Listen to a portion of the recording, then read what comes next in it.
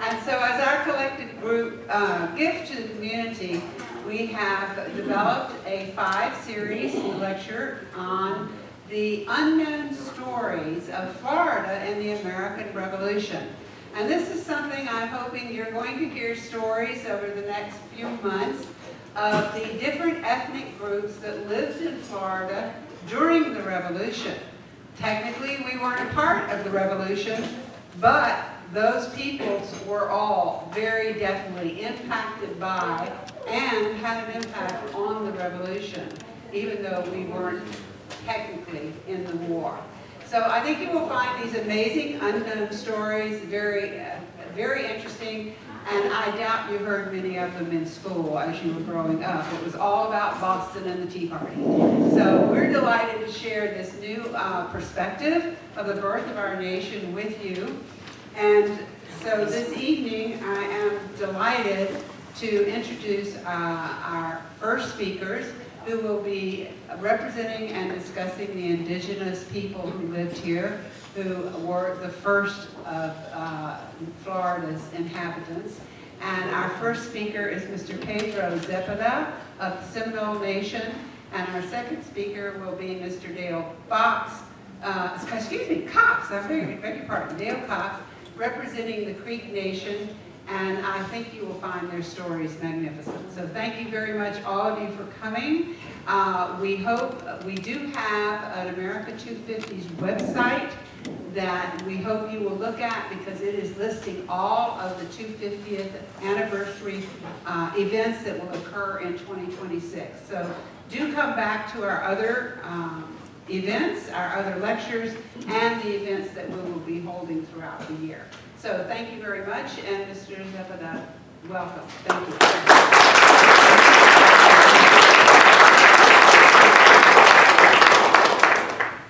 Well, thank you for that great intro. That was better than I could do. Gosh, I wish I lived closer, because those other lectures actually look really interesting. We made a pretty early drive up this morning to get here so we could speak to you guys and see all the beautiful smiling faces out there. So thank you for having me, and appreciate that you guys come out to listen to me speak. So my name is Pedro Zapata. I'm a citizen of the Seminole tribe of Florida. That's one of the 2 federally recognized tribes within the state of Florida. I'll talk a little bit more about that later as we go along. It's actually a short slideshow, but try and cover some of them in depth, and hopefully it's a good intro into what Dale's going to speak about in a little while as well. Let's see if I can figure out technology here too. Okay. So, being Seminole, over the years, I hear a lot of things about who other people think we are. So these are just from some official sites. So yeah, Seminoles are Creeks that migrated to Florida. The history began with Creeks from Georgia, Alabama, migrated to Florida. Britannica, Seminoles, North American tribe of Creek origin, who speak Muskogean language. Migrants from Creek towns. Museum of Florida History, Ancestors Day, Seminoles migrated to Florida in the 1700s and 1800s, primarily from Alabama and Georgia. Although they're known as Creeks, the British spoke different languages and lived in independent towns. So out of these, the third one's probably the closest to being correct. But none of them are all incorrect either. And it just comes from oversimplification of our history. And usually, one of the 2 things I hear when people, want to know, this is what I've heard about the Seminoles. And usually it's, Seminoles are just Creeks that moved to Florida. Or, it sounds like the complete opposite, Seminoles are just a bunch of different tribes that melted together and then they became Seminole. And that one kind of makes it sound like we just popped up out of nowhere, without any history or culture until the late 1700s. But so yeah, we hear this often, that Seminoles are Creeks, Seminoles are Creeks, Seminoles are Creeks that moved into Florida.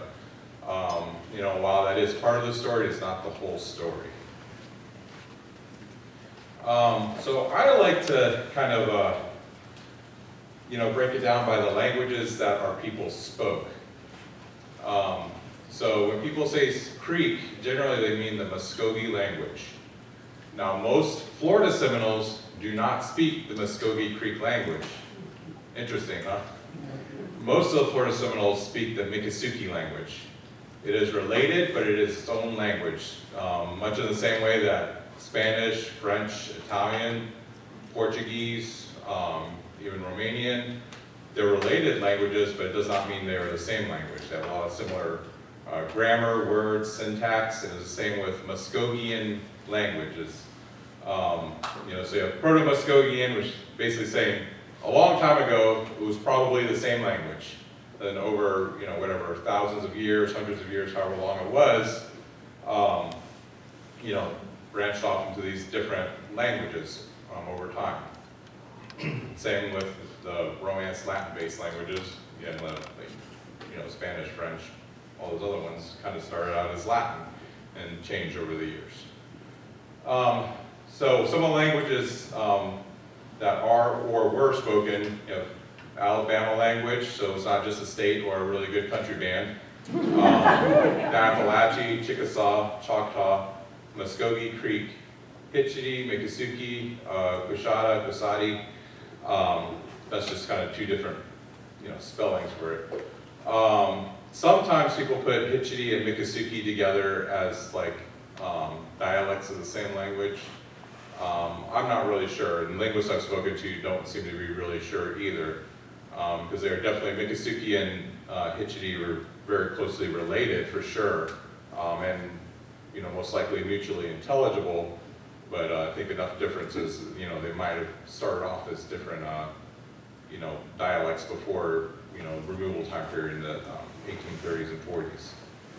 And so this map just kind of shows, where some of these languages were located. It's supposed to be at contact. This comes from the Southeastern Indian Language Handbook put out by the Smithsonian. But you can kind of see the variety of languages that were spoken throughout the Southeast. I think there's big gaps. It doesn't necessarily mean that there were no people there. It just means, they might not be sure who was speaking what in that area. And people, as people do, move around as well. And we've always moved around. And so that's, and in my mind, it's a good way to kind of start, trying to decipher and understand, well, who are all these different people? We'll look at the languages that they speak. We don't all just speak Creek, as you can see. There are many languages on this map here. And there's even a few that are isolate languages. I mean, they're not related to Muskogean language or Siouan language and the other language families in the Southeast, like Yuchi and Chitimacha are isolates. So they have no other known living relatives to their language. So really just going into, well, how do we identify ourselves? Not how the U.S. government identifies us, not how history books identify us, but how do we identify ourselves?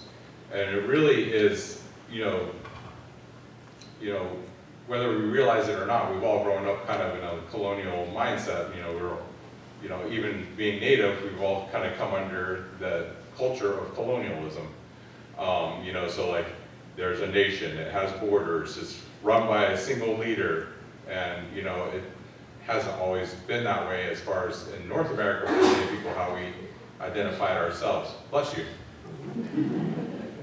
And so there's kind of different layers to how we identify ourselves. So of course, everybody, we have our own individual self, but something a lot of people don't think about in Native culture across North America, something that's really paramount to our identity is our matrilineal clan system.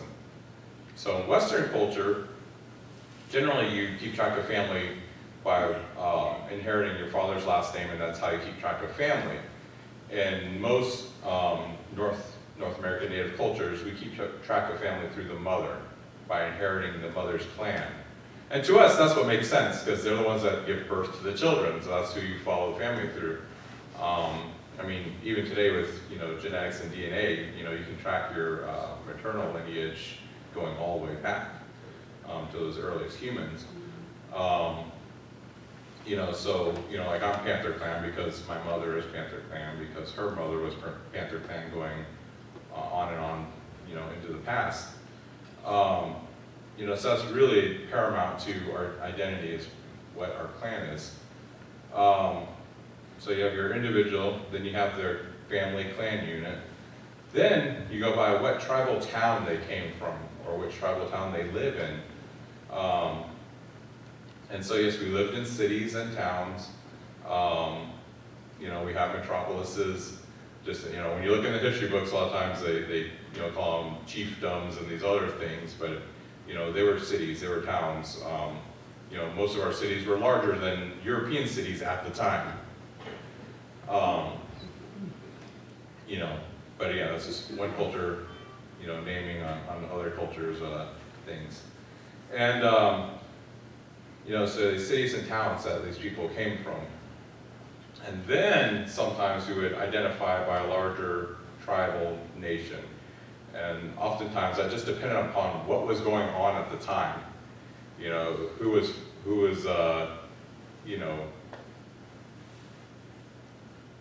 might be ready to attack us, or there might be some political strife between towns, or from an outside entity, like say the United States or Britain or Spain or any of these other nations, and hey, we might have to come together and make a decision as a whole.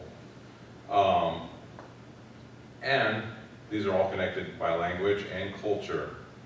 So people in a clan are generally all going to speak the same language. And I'll get into this here in a second. So hopefully I don't end up looking too much like, the conspiracy theorist guy with the lines going everywhere, pictures, and hopefully my hair won't get too frazzled here. And don't lose anyone too much along the way. So coming back to our matrilineal lineage.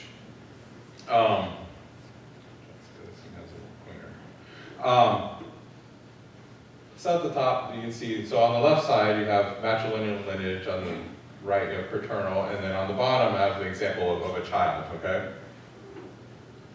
So let's start with right under matrilineal, you'll say that child's maternal grandmother, the child's maternal aunts, maternal uncles, are Panther Clan. They're all related. And so their mother would also be Panther Clan, and so that child will be Panther Clan. Their father will be of a different clan, because again, remember, that's how we keep track of families, so we don't marry within the same clan. So if you're a Panther, you don't marry another Panther. It's a big no-no. And so let's say on their mother's side, they all speak Miccosukee language. Let's say the father speaks the Muskogee Creek language. That child will most definitely speak their mother's language. That child will get their education from their mother's side, from the mother's siblings, from the mother's aunts and uncles that are all of the same clan. This doesn't mean the father doesn't play a role in raising the child, but much like today, where we send kids off to school, and the school's responsible for a lot of that formal education of the child, it doesn't mean the parents don't have any say in the education of their own child. Just a lot of formal education is coming from the school system, where in traditional, tribal culture, that's coming from your mother's family is where your formal education is coming from. So they might learn their father's language, but they might not. It wouldn't necessarily be imperative that they learn both. It used to be common, though, for children to learn multiple languages if they have people on both sides of their family, but it wasn't always a given. So even within the Seminole tribe today, we do still have Miccosukee speaking people, and we do have a minority that are Creek speakers within the Seminole tribe of Florida. So we do have tribal citizens. We have a few left that do still speak both languages because their parents spoke both languages. We also know some people where they do have parents that are, one speaks Miccosukee, one speaks Creek, and they only learn their mother's language. And so, it's really, again, it's a core of a lot of the native culture. Although I think the Yuchi, if I'm not wrong, do trace their clans through the father's side. That's correct. So they're they're an isolate in language and in how they do their clan systems. And, but again, that's something that across almost all of North America that we follow, that matrilineal clan system. It's almost universal. There's very few things in Native America that you can say are universal. That one's very close to being it, but not quite. And so since we keep track of the family, you know, the women, they're the head of the home, they're the head of a village. The women own the property, the men just live there. So we're expected to provide for the family, for the town, for the village, wherever they're living at. You know, so like, say, you know, post-Seminole Wars, when we, you know, post 1830s, 40s, 50s, and we moved into much smaller villages, because they're, you know, harder to track, easier to flee quickly if we needed to. Those little villages, all the women are going to be related by clan. And some of the men are also going to be related by clan, but some of the men aren't, because they're going to be the ones that are married to those women in that village. And so that's how it was from, you know, the mid-1800s all the way up to, you know, probably about the 1940s and 50s until it finally started, you know, being a little more homogenous, I suppose. So like, say if there even is a divorce, you know, the man's expected to leave basically just with whatever he can carry, clothes on his back, maybe his rifle and axe. Because again, you all laugh, because again, these are things we don't learn. It's so different, again, from that Western European culture. Now imagine how shocking this sounds to you. Imagine how this sounded to people 200, 300, 400 years ago.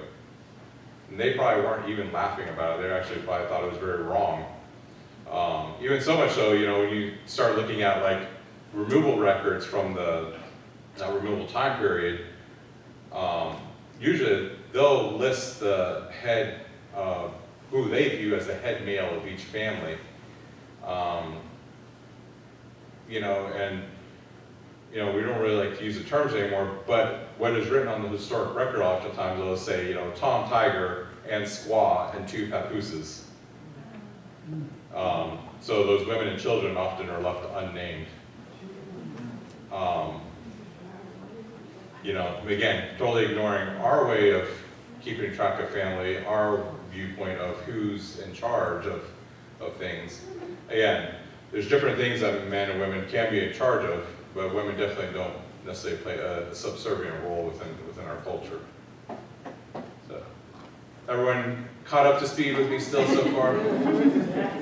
So we'll have a question and answer session here at the end, but you know, again, this is all things that when you read a history book on Native people, this is usually completely left out. For us, this is a paramount part of our history, paramount part of our culture. And then our identity comes from those towns, from those clans, from your grandmothers, you know. And so when you say, oh, Seminoles are just a mix of a bunch of people, well, they might be, but they're definitely identified by their mother's clan historically. So again, you have people in different languages will intermarry, but again, that child would have identified as their mother's side. So I'm going to jump forward to a little bit, so you know a little bit about where we ended up today. And I talked about the federally recognized tribes. And so that whole, you know, kind of intro leads up to, you know, who's in Florida today. And so today we have the Seminole Tribe of Florida, Miccosukee Tribe of Indians of Florida, Independent Seminoles, and then in Oklahoma we have the Seminole Nation. You know some different dates by those. So in the 1950s, we have what is called the Indian Termination Act. And so the US government no longer meant physical termination, they meant sovereign termination. So basically in the 1950s, they said that any tribe across the US that didn't formally organize with a written constitution and bylaws would no longer be recognized as a sovereign nation by the United States government. So this has both its pluses and minuses. If you no longer are recognized as sovereign, well, you basically can't make any decisions or treaties or government relations with the US government. The United States only makes treaties with other sovereign nations. And so since they've made treaties with the Native American nations across the country, we are recognized as basically nations within a nation. So the Seminole Tribe of Florida formed in 1957. So this is the modern, federally recognized, because of government bureaucracy. 1957, Seminole Tribe of Florida formed. Several years later, the Miccosukee Tribe of Indians of Florida formed. They chose a very long official name. I'm not sure why. The third group, which actually my family was for a long time, was Independent Seminoles. And so the viewpoint of Independent Seminoles was, well, we don't need the government to tell us who we are. So my grandpa Corey was leader of Independent Seminoles until his passing in the late 1970s. So in Florida, that's basically the three groups of Seminoles. We're talking about Seminoles in modern history. So a lot of times people are like, oh, what's the difference between Seminole and Miccosukee, and who were Seminole and Miccosukee in the past? And just like anything, it's not necessarily a super easy answer. And even in modern context within the Seminole tribe, as I told you earlier, we still have two groups that speak two different languages within the tribe. That's something a lot of people don't know. When people say, oh, what's the Seminole word for something? It's like, well, you mean Miccosukee or Muskogee? And a lot of people are like, oh, they don't expect a follow-up question to their question. And you have Seminole Nation in Oklahoma. So, you notice there in the 1850s, when they're kind of go through that process, the history in Oklahoma as a whole, that's probably a whole nother lecture series. But it's something interesting to go into if you're interested. And looking at the numbers of citizens within each tribal nation, you can see how many ended up being removed in the 1850s. So these numbers are our numbers today. So in Seminole Tribe of Florida, we only have about 4,300 enrolled members. Miccosukee have about 700. Independent Seminoles, probably only about 30 or 40 Independent Seminoles anymore. Seminole Nation, you see, have 18,800 enrolled members. So during that removal time period, most Seminoles were removed from Florida. The Seminoles that are here in Florida today, we are descendants of the ones that managed to run, fight, and hide long enough till the government mostly left us alone. We still fight the government, just we fight it in the courtrooms today. So just to the last slide, because I don't want to leave you here just giving you information, because a lot of people say, well, how can I help? How to be an advocate for not just Seminole history, but Native history. So that includes things like historic site relations and interpretation at sites. Is there an actual full interpretation at a site of all the people that were there and used that place? And again, talking about us being sovereign nations, those government-to-government relations. So remember that federally recognized tribes are a nation. And so when we make decisions, a lot of times those are with the federal government. Oftentimes they do trickle down to state, county, and city, even though that's not how it's supposed to work on paper, that is how it does work in actuality. And then just, giving us a seat at the table. So things like inviting us to lectures, or if there's, cities or museums or whatever that find something related to a tribal culture, tribal nation, see what the laws are in your area, see what tribes are in your area, whether that's in Florida or Georgia, Virginia, wherever you are in the country. There's tribes that are there, or at least were there, and there's somebody that'd be interested in learning information that might come to light. As you see, at least in Florida, there's only around 5,000 of us. If we're animals, we'd almost be an endangered species. Because people often ask, oh, why aren't there Seminoles that do this, or do that, that are involved in here and there? It's like, there's not that many of us. Again, we still would like that invitation, but we might not be able to get to every invitation. And, but like I said, it's gotten better over the years. You know, even within schools, you know, I've noticed when I've, you know, spoken to children, they actually seem to know a decent amount about Seminoles. Because I know when I was in school, Seminoles was one paragraph. We have Florida history in 4th grade.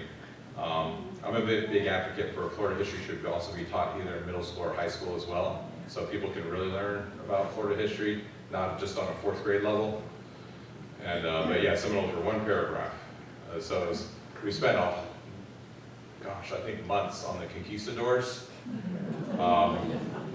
like a day on NASA, and then a little blurb on Seminoles. And that's what I remember from Florida history. But like as I said, as I've talked to children now, they actually seem to know a pretty decent amount. You know, definitely give props to the teachers out there.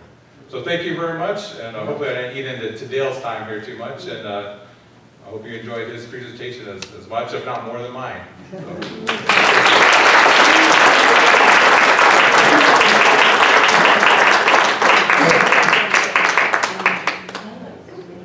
Stage is yours.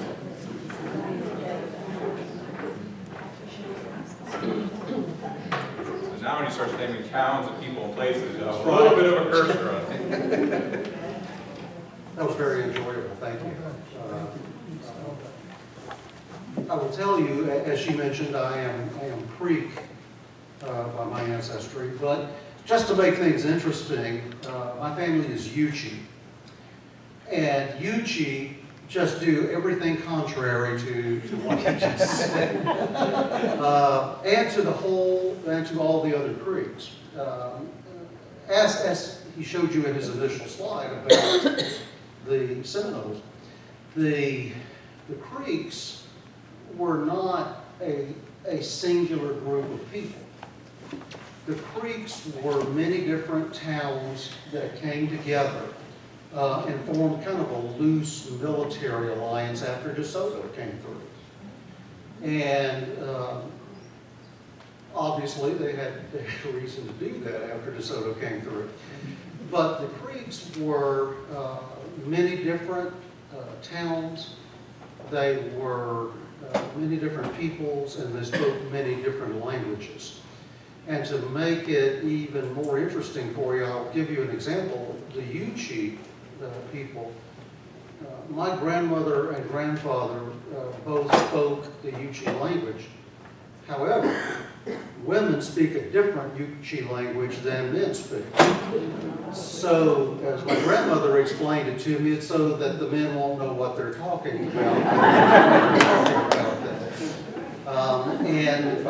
Not all Yuchi men can understand what Yuchi women are saying, even though they are supposedly speaking the same dialect or same language.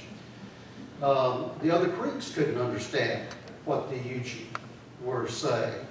Because their language is more of a Siouan type language. It's very different from the Muskogee language or from the Miccosukee language.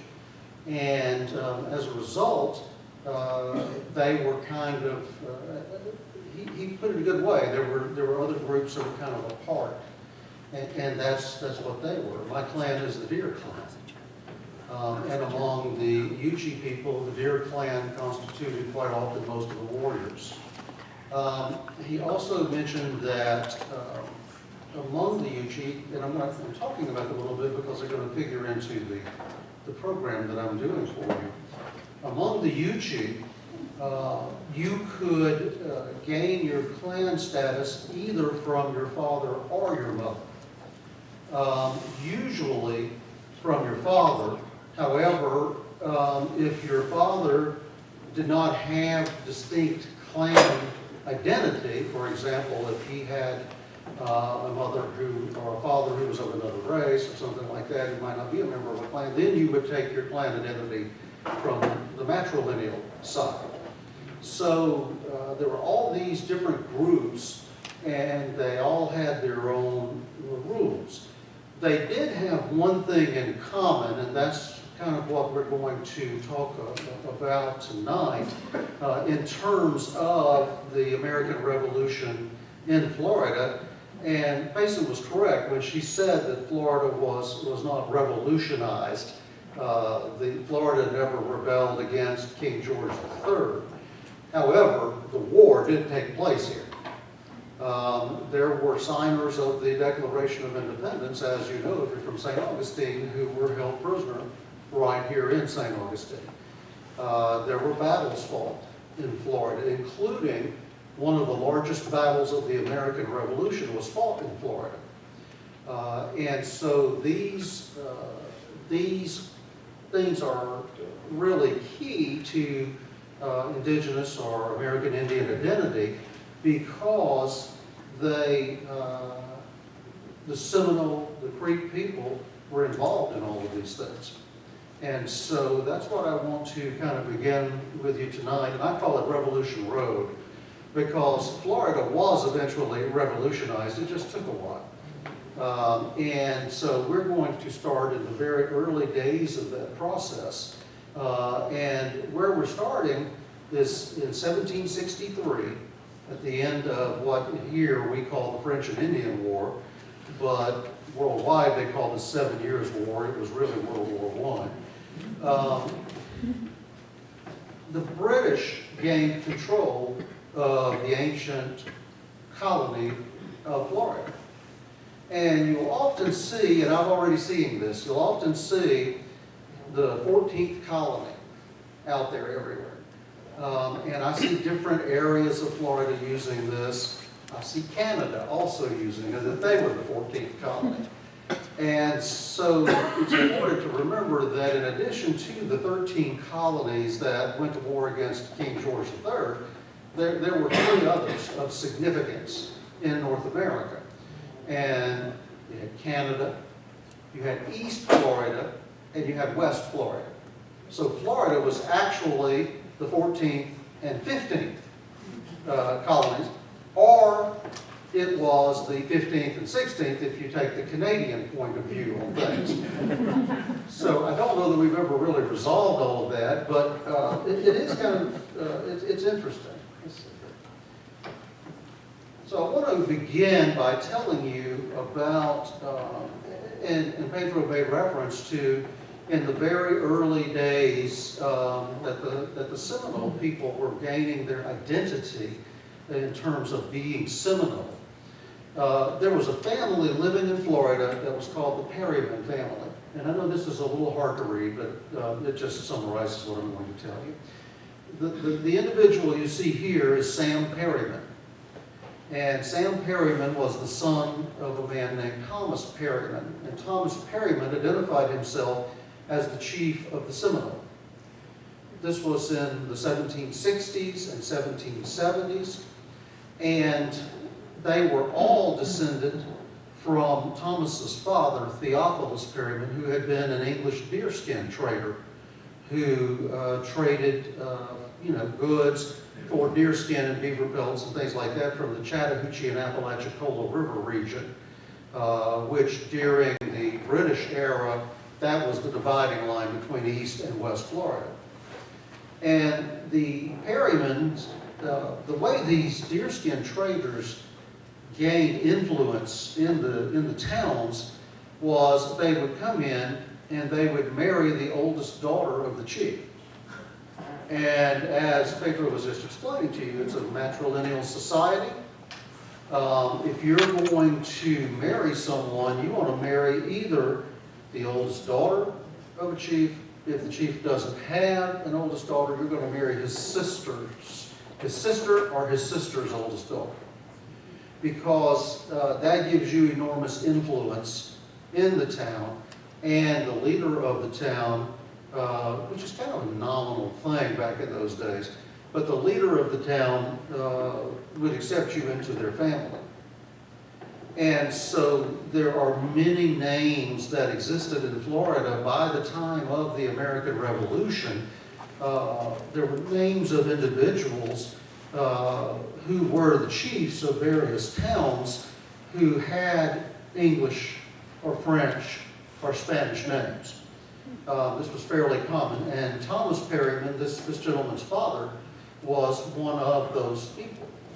And Thomas held enormous influence among the people who lived along the Apalachicola River basin, right in between Pensacola and St. Augustine. And because he had enormous influence there, because those towns were very populous at that time, the British and the Americans both sought them out. And their goal was to enlist them to fight on one side or the other. They were more inclined to fight for the British because their parent, their father or their grandfather had been British. They were, you know, some of them even went to school in England and came back and then became a town chief. They were raised, as he mentioned, by their mothers and their grandmothers. And so they learned one world that way. They learned the world of their father, which was predominantly the business world, in the other way. The Perryman warriors and their allies were very steadfast to the British cause during the Revolution. And all the way from the beginning of the Revolution, the Americans began, or the Patriots began to think of ways to conquer Florida. They realized, and in fact they mentioned several times, that if they could take possession of Florida, that they would gain control not just of the soil of Florida, but of the waters all the way deep in the Caribbean, to the Florida Straits. And that was what they were more interested in than the actual soil of Florida. The British, meanwhile, knew the same thing, that Florida was vital to them, although it was not something they'd ever really thought much about prior to 1763. It was vital to them now because all of the loyalists from Georgia, the Carolinas, and Virginia, and even from New York, were coming down to Florida. Also, the British had control of pretty much the entire eastern Gulf Coast. They had St. Mark's, they had Pensacola, they had Mobile, and they had Baton Rouge on the Mississippi River and Natchez on the Mississippi River.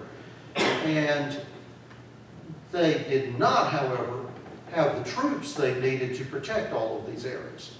So they began to do two things. They began to organize groups of loyalist militia, such as were formed here in St. Augustine. They formed companies of rangers who would patrol the frontier. And they began to enlist the Seminole and Creek warriors to come to their support. And the Perryman family was one of the first families that they sought out. And I mentioned Thomas Perryman, the chief, to you. Thomas eventually became a colonel in the British Auxiliary Service by fighting on behalf of Great Britain, both in some of the battles here in Florida and in some of the battles in Georgia. This is one of his other sons. This is Ben Perryman, who was a Seminole, who became a Muskogee Creek. Because he later was sent west on the Trail of Tears along with people in the Creek Nation. Connecting Pensacola to St. Augustine was something that I like to call the Revolution Road. And what this was the Pensacola-St. Augustine Road. This was an old Native American trail that was also probably for 2/3 of its length, the old Spanish Trail that began here in St. Augustine. It continued west to what is now Tallahassee, and then from there continued on across the Apalachicola River, where it kind of broke up into multiple trails. The British used this road both to move back and forth between their two capitals, Pensacola in West Florida and St. Augustine in East Florida. This trail also connected a large and growing group of towns that today we would call the Sioux and Seminole towns. And they extended across Florida. This map was prepared by Joseph Purcell, who was a map maker and a fellow named Thomas Brown, who those of you who are familiar with the American Revolution in the South probably recognize his name as the leader of the East Florida Rangers for the British. They put this map together, and it shows the actual road. You can see it, it's a narrow line, and you can come up afterwards and look at it closer if you like. But it shows that road running all the way across, along with some of its branches. It also shows along that road a number of towns that existed in Florida during the time of the American Revolution that were populated by Seminoles and Creeks and Miccosukee. This is a closer view of a section of it. If you look, that little blob right in towards the middle left is Tallahassee, which was a Muskogee or a Creek town at that time. Its people became part of the Seminole as we know them today. Over on the far right side is another town called Miccosukee. And Miccosukee is, of course, the tribe is named after today. And they were located on Lake Miccosukee, which is in Leon County. It's on the border between Leon and Jefferson counties, over in the Tallahassee area. These were the Appalachie Old Fields. These were the fields where the Appalachie people were living when DeSoto arrived in Florida, when the Spanish extended the chain of missions from St. Augustine west. And so after the Yamasee War of the early 1700s, Creek people began to drift into some of these areas. There were also some Appalachie people who were still living in the East at that time. There were Coushatta people who were living in the East. There were Yuchi people who were living in the East who began to drift down into these areas too. Some of them, the Coushatta are a good example, came from Florida in the first place, left at the end of the Spanish Mission era, and came back 100 years later. And so you have all of these indigenous people who are living in these areas, and they are fairly in need of English trade goods. And they would travel this road, and you see the road kind of run right through the middle of the map there. They would travel this road back and forth to either Pensacola or St. Augustine or down to St. Mark's on the Gulf Coast to trade. And they bring in deer skin, they bring in other things like that. They also, at this time, were very active in the cattle industry because the Spanish, when the Spanish were forced to evacuate these mission areas, they left large herds of cattle loose in the woods. And so the Seminole, the Miccosukee, and the Creeks were herding these cattle. And they could give more money for a cow hide than they could for a deer hide. And so they were selling beef as rapidly as they could. It was a great resource for them because they arrived, found the herds of cattle already here, and just took possession of it. So the first attempt by the American patriots to invade Florida fell apart before they ever really got going. They never mounted a serious threat. It was during the second attempt that fighting broke out in what was then the colony of East Florida. And it was the Battle of Thomas Creek. How many of you have heard of that? Good. Battle of Thomas Creek took place just north of what we would all consider to be Jacksonville, the metro area of Jacksonville today. The battle site is preserved, but they don't know exactly where it was. But they do know it was on land that is protected today. And there is a Thomas Creek Preserve just on the north side of Jacksonville that if you visit there, there are interpretive panels that will tell you about the Battle of Thomas Creek. And what you had at this time was a force of American troops came in across the line into British Florida. The Creeks who had arrived, and the Seminoles who had arrived under Thomas Perryman, raided the American camp and took their horses. The Patriot militiamen and Continentals pursued them and recaptured most of their horses on May 15th of 1777. They also captured a warrior, killed him, scalped him, and dismembered him. That didn't go over real well with the Seminoles and Creeks and Miccosukes. And so on May 17th, 2 days later, by that time the British troops had come up from St. Augustine. They were ready to fight, and they attacked the forward party of American troops on Thomas Creek.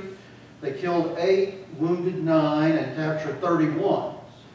The warriors then took advantage of this opportunity to avenge themselves on the Americans for the warrior that the Americans had killed 2 days earlier. They killed around 24 of the prisoners, scalped them, and dismembered them, just as the Patriot troops had done to one of their warriors 2 days earlier. British officers were finally able to calm things down and save the lives of the rest of the American prisoners and stop further bloodshed at that point. The Battle of Thomas Creek was not a huge battle as we would think of some of the big battles in the Revolution, like Yorktown or Charleston or some of those. But it was a strategic, massive strategic victory for the British in Florida, because after losing 24 of their men and seeing what the Seminoles and the Creeks did to them, the Patriots decided they didn't want any more of Florida. They began to withdraw, and they soon crossed back over into Georgia. So 1 year later, another fellow who was not very popular among the Creek people was a gentleman named Colonel Elijah Clark of Georgia. And Clark had taken part in a number of raids on Creek towns, both before and during the Revolution. He attacked a British outpost on the south side of the bridge over Alligator Creek. Now, Alligator Creek is north of Thomas Creek, north of Jacksonville. It's right about, well, in fact, it runs right through the middle of the small town of Callahan today. And they believe that the battle took place either right there at Callahan or a little bit to the east of it, but it was on the road that led north to the St. Mary's River. The attack failed that Clark led. 8 Americans, including 1 black patriot, were killed at the Battle of Alligator Creek Bridge. The Americans said that there were dozens of British killed. The British said there were dozens of Americans killed. In reality, based on the available troop lists, we know that there were 8 Americans and 4 British loyalists who were killed in this battle. Creek and Seminole warriors pursued Elijah Clark back to the St. Mary's, attacking his rear guard. Eventually, they were successful in convincing the Americans to withdraw from East Florida. That was the last serious threat to East Florida posed by the Patriots during the war, and some of the last shots were fired by Creek and Seminole warriors. It's also estimated, by the way, that as many as 500 Patriot soldiers died of disease during that expedition, something that the U.S. Army would learn a lot about during the Seminole Wars in later times. So, as all of this is happening in East Florida, in West Florida, along comes a guy named William Augustus Bowles. Bowles really irritates many of my Seminole friends because people persist in calling him Billy Bowlegs, which was never his name. He never used it, never his title. He never had anything to do with the name. But because Fort Walton Beach needed a pirate festival and they knew about Bowles the pirate, they thought it would be more fun if they called him Billy Bowlegs. And you could get into that. The Bowlegs family is a well-known family among the Seminole and the Miccosukee people, and he was not one of them. He married, he came to Florida at the age of 13 as an ensign in the British Army in a loyalist regiment from Maryland. He had been in Pensacola for a while when he got kicked out of the Army because he backtalked an officer. They don't like that today. They didn't like it back then. And so he tried to make his way home, back to Maryland, not knowing how long of a walk it was from Pensacola to Maryland. He started across the pine woods of, you've all been in the Florida Panhandle, you know what I'm talking about. He started, immediately got lost, and some of the Perryman town warriors came along and found him. And they told him, well, we're headed back home, why don't you come with us, that'll get you at least part of the way. So they took him back to Thomas Perryman's town with them. He proved to be quite popular. He was a good musician. He was an artist. He could paint portraits. He could do a lot of things. And Chief Perryman kind of liked the guy. And so he said, you should marry my daughter. And he did. And so he married Mary Perryman. He became returned to the British Army in time for the Battle of Pensacola, which we're going to talk about in a minute. And he went to England on behalf of the what he called the 7 nations of the South, which he didn't really represent, but he said he did. His outfit that you see him wearing here, he created himself. Because when he got to England, he found out that because he was representing himself as the emperor of the Creeks, people expected him to look like a Creek emperor. So he created this outfit with the plume there and he's not wearing a turban, he's actually wearing a raccoon skin hat, which some other folks would wear later on, so it's much clean. But he just kind of put this all together and said, here I am, And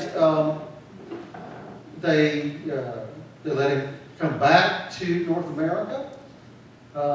He became very active. The Spanish captured him. This was after the Revolution.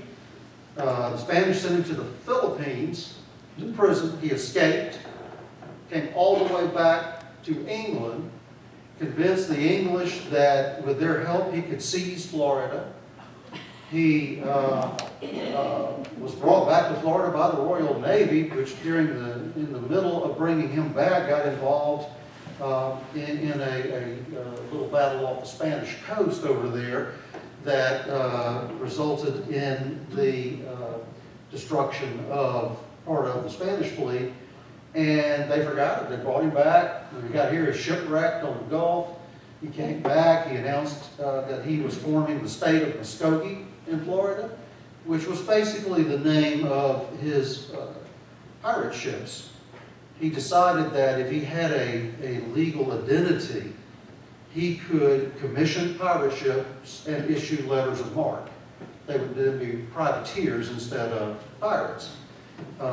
He eventually captured over 60 ships in the Gulf and in the Caribbean before he was captured, this time by the Creeks themselves, turned back over to the Spanish, and he went to Cuba.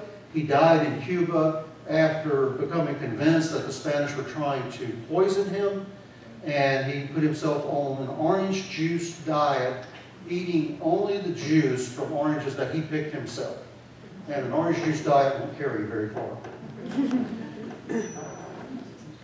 What's interesting in terms of the American Revolution about Bowles is that because of his influence with the Perrymans, when the Spanish and the French and the Irish came calling at Pensacola, along with about 7 or 8 Americans, Bowles was able to convince the Perryman chiefs and the other chiefs along the Apalachicola River to go fight for the British at Pensacola. Many of them had already fought on this side of the colonies in East Florida. Now they went to West Florida to fight. They fought in some preliminary actions, and then beginning on March 9th, got caught up in the Siege of Pensacola. Siege of Pensacola was one of the largest and longest battles of the American Revolution. Why don't we know about it? George Washington didn't sleep there. It was an Allied victory achieved by a Spanish general fighting in a British colony that had not rebelled against the king, and resulted in all of the lands along the Gulf Coast going back to Spain, not to the United States. General Bernardo de Galvez also worked with other Spanish officials to loan enormous sums of money to the fledgling United States government, money that was never repaid to Spain. Spain sent soldiers, sailors, ships, cannons, all of those things to fight for the United States in Florida. It was really their last grand hurrah in Florida. The number of the Allied army that General Galvez led was around 17,000 men in that battle. There was no other battle in the history of Florida that large. We passed Pulaski today on the way over here, and I was thinking, you know, there were 5,000 soldiers on each side or so in that battle. Galvez had twice that many in just his army at the Battle of Pensacola. Among the warriors or the soldiers who were fighting for the British were Creek, Seminole, and Miccosukee warriors from Florida. They were engaged there is a great diary that the general kept during the battle, and he relates that these warriors were attacking their lines almost daily. The warriors themselves were actually involved in more fighting than the British troops themselves were there. And so it was a very intense battle. It lasted from March 9th to May 10th, 2 full months of continuous fighting at Pensacola. If you go to Pensacola today, you can still see some of the entrenchments and the ramparts from this battle. The primary British fortification was Fort George. You can still see a small section of Fort George. You can see sections of some of the other British fortifications there, and you can see some sections of the Spanish approach trenches where they were besieging Pensacola. Also, if you meet anyone in that side of the city where the battle was fought, pretty much everyone has a cannonball from their yard. If you visit the museum there, the Wentworth Museum, they have enormous numbers of artifacts from this battle that was fought very near what is now downtown Pensacola.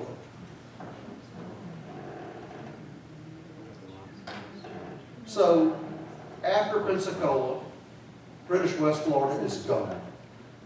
The British have completely lost that colony. East Florida hangs on for a few more years until the end of the Revolution. And at that point, under the terms of the treaty that ended the Revolution, East Florida was also returned to Spain. So in Florida, you had all of these loyalists who had come down from elsewhere, you know, in the 13 states they were by then. You had many of them who were in Florida to begin with. But there were hundreds and hundreds of them. Spain didn't want them hanging around. And so most of them, at the point that St. Augustine was returned to Spain, shipped out. They went to various Caribbean islands. They went to Canada. They went to, some of them even went home to England. Some others, however, disappeared into the countryside, deciding that, you know, this ground is my home. And I would rather stay here, even if it means living among the Seminoles and the Creeks and the Mississippi's, than returning, you know, and starting over again somewhere else. And so there were individuals with names like McQueen, McGillivray, Harriman, and others who decided we're going to stay behind, Hamley. And so they did stay behind. And even among the loyalists who didn't stay behind, quite a few of them had married American Indian wives. And so they had children. I have Osceola's, and you all know him. He spent sometimes in accommodations not quite as nice as you were providing for this trip here. He was the, get this right, he was the grandnephew of Peter McQueen, who left the Muskogee Nation to come down and be part of the Seminole people in 1814. Peter McQueen's father was also named McQueen. His name was James McQueen. James McQueen was a loyalist who lived to be over 100 years old. James McQueen died in Alabama as we know it today. Peter McQueen died near Tampa Bay in Florida. Peter McQueen's great-nephew or grandnephew was Osceola. The McQueen family was one of the most important families of the Creek Nation at the time of the American Revolution, and so that explains, the role they had.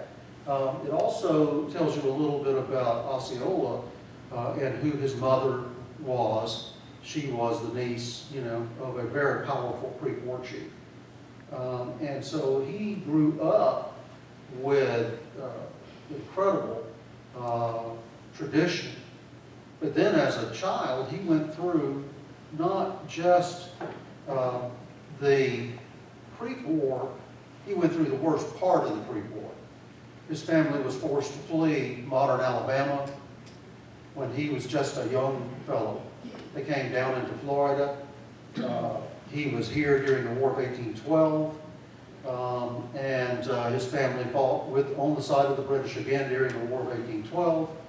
That didn't turn out well for them, and they wound up coming down the peninsula.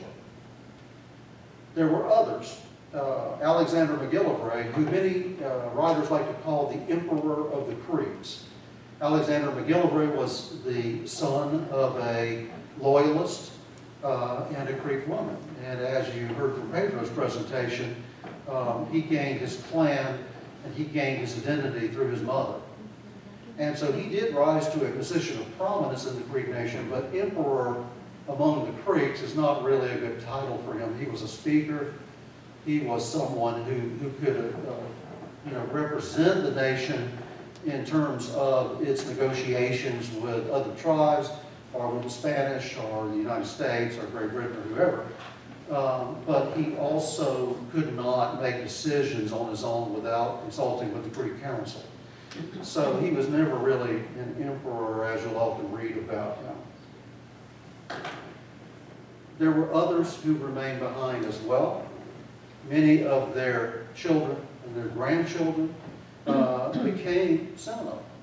They became Miccosukee, and they became important in the War of 1812 and in the Seminole Wars that followed, including the most Indigenous or American Indian people view this as all one long conflict.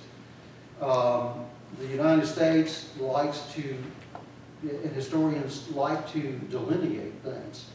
And so they have the First Seminole War, the Second Seminole War, the Third Seminole War.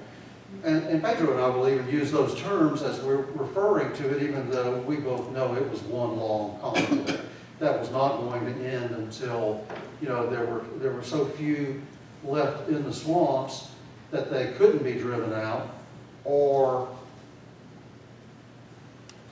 something else big happened that made the United States forget about it. And if you think about it, what's been labeled the Third Seminole War was in 1855, 1858.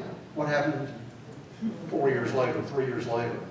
The American Civil War, or War between the states, as many in Florida like to call it. It broke out then. So you had these children of the Revolution who had fought for Great Britain, who were still around fighting against the United States all the way up to the Civil War. And in fact, there were quite a few of those names that appear on the rolls of Confederate regiments, both here and in what is now Oklahoma, where they continued to fight against the United States. The Apalachicola Seminole signed a separate treaty with the Confederacy and declared a national war. There were only about 100 that had left by this time. They declared war on the United States in 1861 on their own because the United States had never paid them for their valuable things that were left behind when they were forced to go to Oklahoma. That's the story of the Native American involvement in the American Revolution. It's an important part of St. Augustine's story. It's an important part of Florida's story. And it shows you how from some small skirmishes that proved to be pretty significant strategic victories to a massive battle that turned the whole Gulf Coast back Spanish for a while, they took part. So I think that's my part. And I think they wanted us to be available to answer some questions. Yes.